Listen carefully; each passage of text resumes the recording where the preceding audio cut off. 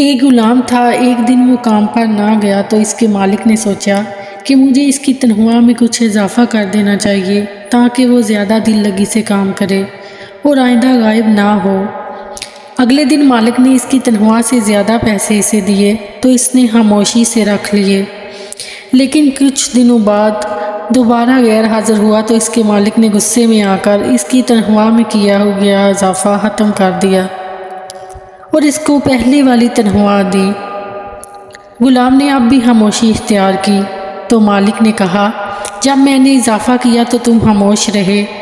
اور اب جب میں نے کمی کی تو پھر تم خاموش کیوں ہو؟ تب غلام نے جواب دیا، جب میں پہلے دن غیر حاضر تھا تو اس کی وجہ بچے کی پیدائش تھی، اور آپ کی طرف سے ملنے والی تنخواہ میں اضافے کو میں نے وہ رزق خیال کیا جو وہ اپنے ساتھ لے کر آیا، اور جب میں نے دوسری دفعہ غیر حاضر تھا تو اس کی وجہ سے میری ماں کی وفات ہوئی، اور آپ کی طرف سے ملنے والی تنخواہ میں کمی کو میں نے وہ رزق خیال کیا جو وہ اپنے ساتھ واپس لے گئی۔